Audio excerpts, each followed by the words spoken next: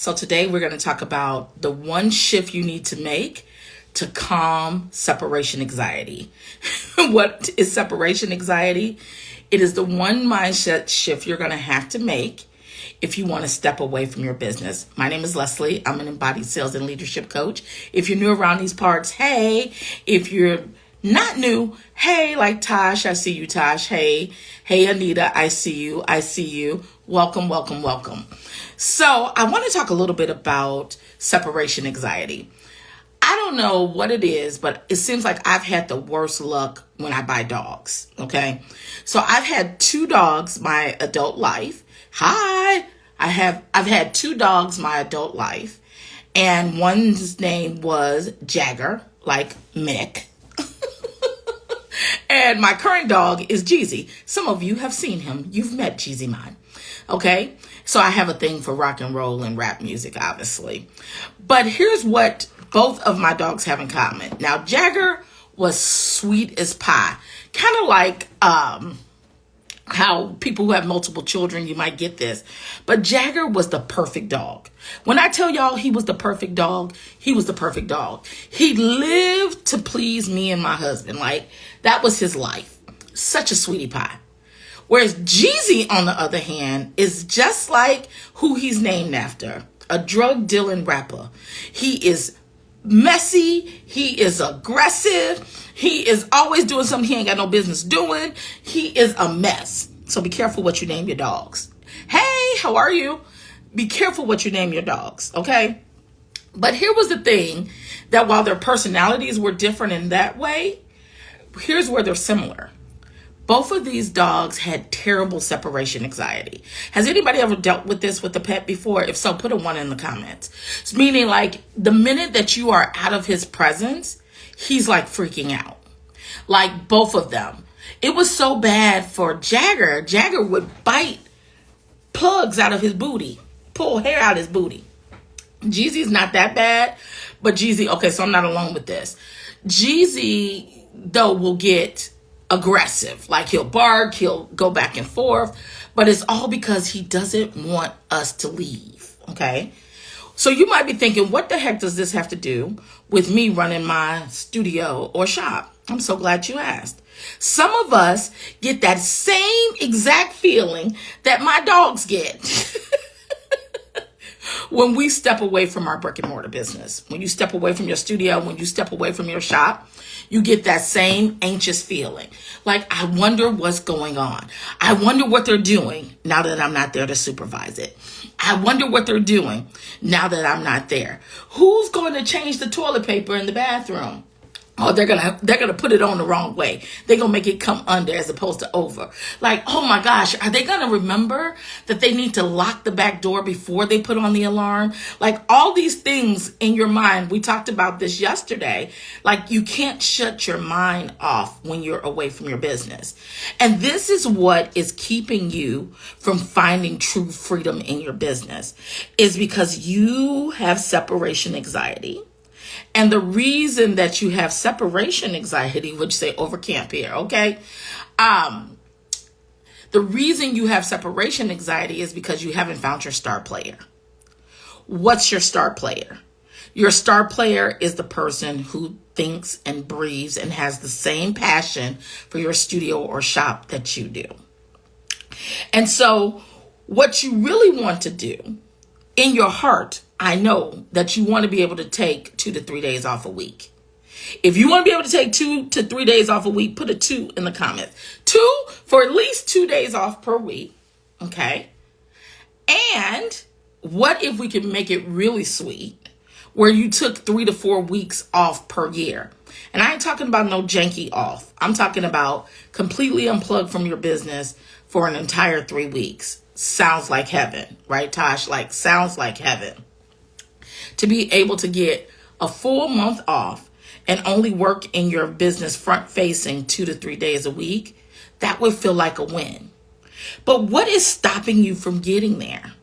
Well, number one, you haven't ignited that star player. Because some of you may have a star player on your team, but because of your separation anxiety, aka your control, you are not letting this person step up and do all of the things that they could do in your business. So you lack patience to train them, right? One of the things that I know used to trip me up all the time when I did have a star player on my team who I was trying to activate was I felt like she should just get it, right? Like some stuff is just easy. Like mind-body scheduling is tedious, but it's easy. Like it's just pointing some stuff, putting some dates in, assigning the teacher. It's tedious, but the act is simple. And I remember thinking to myself when she was making mistakes on this, like, man, did I make the wrong hire? Like this stuff is simple. Why can't she just get this and get it done? And so my lack of patience would make me do what? I'd be like, you know what? Get that back to me. Run that back. It's just easier for me to do this thing and go and schedule myself. See how fast I did that? Like, and I'm looking at her as I'm putting it up. I'm looking at her at the corner of my eye like, see how simple this is? And right, like, and now she's feeling even worse because I'm giving her the look like, are you dumb? Kind of a look. And who wants to work for somebody who lacks patience or makes them feel small when really they just need time to grow? We forget. Some of us have been doing this almost 20 years. Some of you have been in your businesses 15 years and you're just now getting your star player activated. We cannot expect for that star player to take 15 years of knowledge and learn that in 3 days or even 3 weeks. You are so efficient at what you do because you've been doing it for so long, right? So that lack of patience, I had to develop that because nobody wants to work for somebody who's crabby and going to make them feel small. I always tell my clients, one of the reasons you pay me is because I've done a lot of dumb stuff on my path to multiple six figures, multiple locations, over 30 employees. I've done a lot of dumb stuff on the way to get there. So trust me, lack of patience will take you out of it. The other thing is your inability to cast vision, right? Like people follow people. They only follow people who know where they're going. So if your people don't seem to be following you, if they don't seem to be able to catch on, if they don't seem to have the passion that you have for your business, I want you to check yourself and say, man, have I made this vision clear? Okay. And without a vision, it's hard to motivate people. There's this thing, and I'm going to talk about this later over this week or maybe next week. But there's this thing where we think that people can just sense what we're doing and they just want to be a part of it naturally because you're out there changing lives with what you do. Your studio changes lives. Your programming changes lives. I know cannabis changes lives, child. With my menopause, baby, them 1906 drops changed my life. So you are out here doing life-changing things. And so you're like, why doesn't my team just get it? Why don't they just want to do it? I've casted a vision, but you haven't learned what motivates them to do it. Your motivation comes from the place that you birthed this. This is your baby. Also, you get the most of the profit. Well, I shouldn't say that because some businesses out here are, I call it salary poor. You're team poor. You're talent poor because you pay your people more than you pay yourself. But for the most part, we're getting the majority of the money. So you have to figure out, how do you motivate your people? Okay. And I'm like, in order to do that, we have to get away from the belief that I'm the only person who can do this in my business. I'm the only person who cares about my studio. I'm the only person who can convey my curriculum. I'm the only person who can upsell. I'm the only person. I got to be the one to do it because nobody cares like me. That belief shift, you've got to commit to changing that today. Here's what I told myself. And this is when it clicked for me, guys. And it took too damn long to click. This is why I'm doing this for you, so you won't take as long as it did for me. When it clicked for me, I used to tell myself this all the time. Not only can she do this job just as good as you can, there's a possibility she can do it better. You have to believe that the A player, your star player that you hired, not only can do just as good a job as you, they could possibly do it better. Now, you're probably thinking that, saying, Leslie, that's a lie. Let me log off. That's a lie. Can't nobody do it like me. Pop your collar. Well, you could pop your collar and you're going to still be a slave to your business. That may feel good for your ego, but it ain't doing nothing for time freedom. Because the truth of the matter is, a lot of times people can do it better than you because they're focused on the job. Whereas you, the chief everything officer, are focused into too many places. You're trying to be the marketer. You're trying to be the influencer on TikTok. You're trying to teach classes. You're trying to roll the weed in the back. You're trying to do too much. And your star player is only focused on one thing. So the first shift, the one shift, if nothing else that you do, is focus on leading yourself, selling yourself, coaching yourself to say, the person I hired is capable. The person I hired can do this just as good as I can. And you know what the bonus is? They probably can do it better. And when they do it better, my company moves forward faster. And when we move forward faster, we get to the bag quicker. We're able to make more money. And the beautiful thing is that separation anxiety will start to diminish. Because the only reason you're scared to leave, other than your own control issues that you're going to coach yourself through, we're going to coach ourselves through this. I'm right there with you. When I feel myself all graspy, the immediate thing I say is, why don't you want to let go of this, Leslie?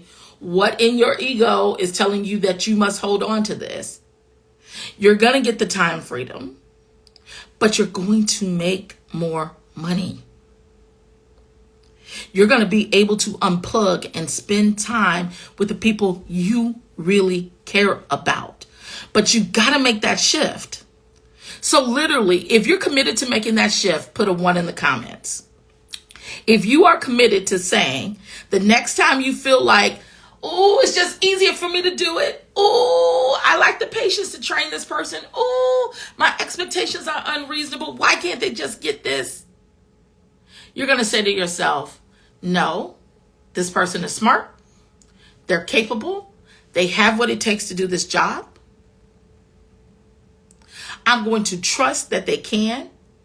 And I'm going to believe that not only can they do this job, they can do it better than me. If you commit to that mindset shift every day for the next week, you're going to see some space open up for you in a way that maybe you felt some constriction before. The last thing I want to leave with you is an embodiment tool that could help you with that. One of the things, so I know a couple of my clients are on here, like I know Tasha's on here. I think Andy was on here earlier.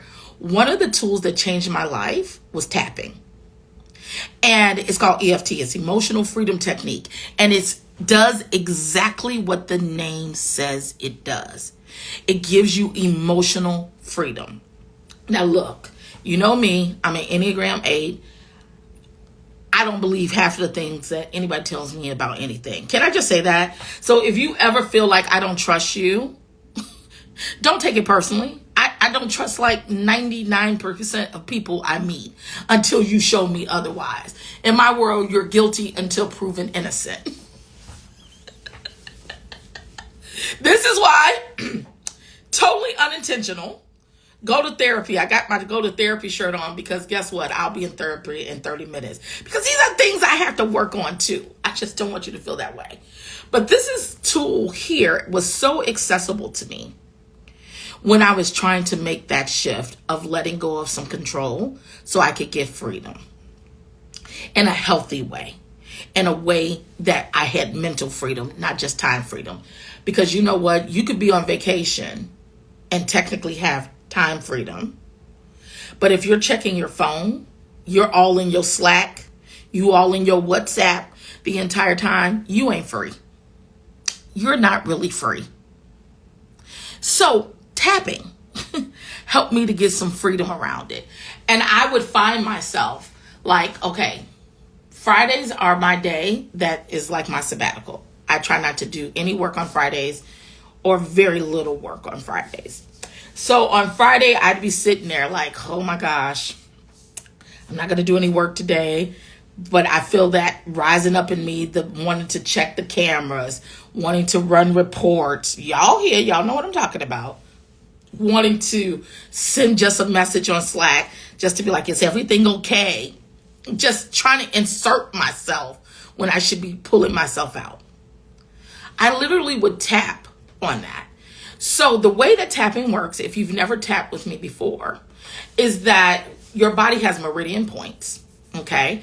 And essentially, when you think about acupressure, when you apply pressure to trigger points in your body, they relieve the pressure around it. EFT is like acupressure for your emotions. And you always start with the side of your hand and what we call a setup phrase, which is literally you're just getting it out. So a setup phrase sounds like, here's my problem, but I'm going to be okay. So in this instance, when I was struggling to let go of control in my business, my setup statement would look something like, even though I'm anxious about stepping away from my business, I know it'll be okay. Some people say, or I deeply love and appreciate myself, or I know I'm safe. But for me, I like to keep it simple. I literally just say, even though I'm feeling anxious about leaving Susie in control of the studio, I know things are going to be okay. And you say that phrase 3 times, okay? Because you're just being honest about the situation. It's like, because sometimes I think the anxiety that we feel is because we can't put words to our feelings. And so this is giving you an opportunity to verbalize, get it out so you can move some of that stuck energy by just saying it. There's so much power in just saying things. And so we say that 3 times. And then we go to the meridian points. So they're the top of your head. If you think about a baby where they have a soft spot, that's where you're trying to get into.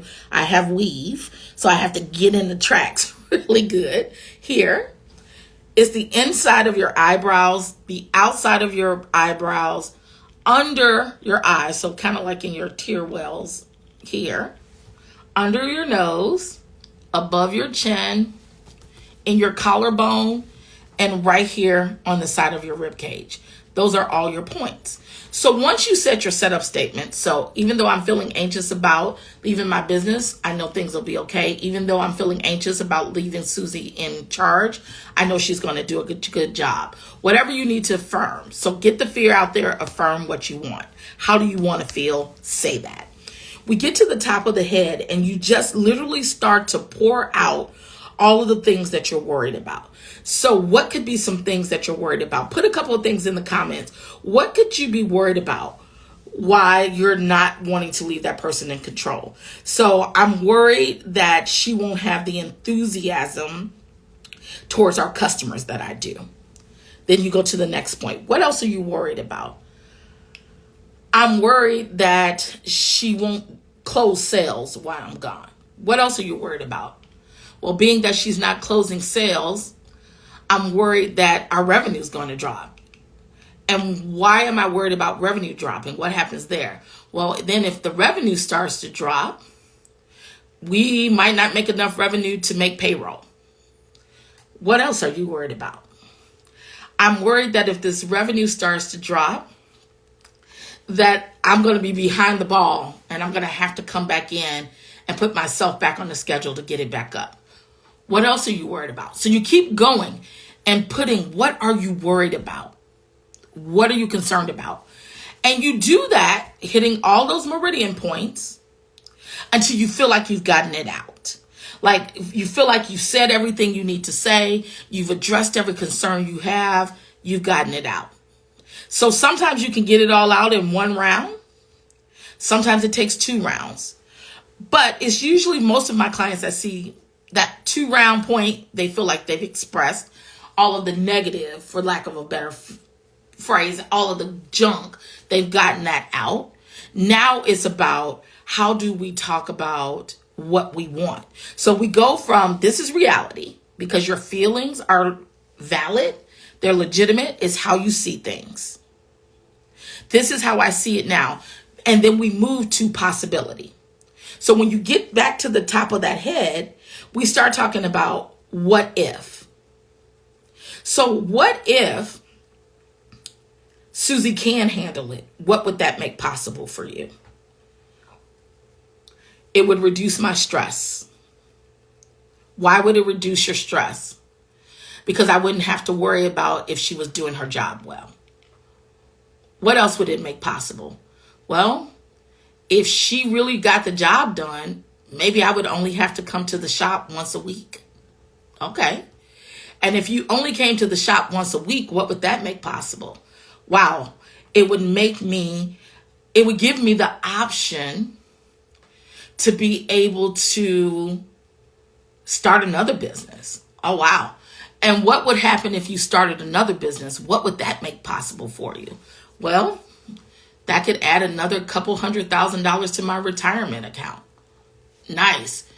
And if you had a couple $100,000 more to your retirement account a year, what would that make possible? Do you see what I'm doing? Do you see what I'm doing here? So I'm saying, what does these things make possible for me? It's opening up options for me.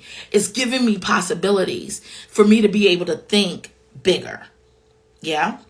So these are the types of tools that I teach you in Unshakable Leadership, which is my one-on-one container. I'm taking 3 people through the month of April, you and me, one-on-one, working to get you fired from your business. If this is something that you think would be helpful to you because you've tried before and you failed, can we just be honest? I feel like that Mad Men clip, I never watched Mad Men, but I saw that clip once and it stuck with me just as a salesperson and leader at heart. But has anybody ever watched Mad Men? Put a 1 in the comments if you've ever watched it. Heike, you love that tool, right? It is such a good tool.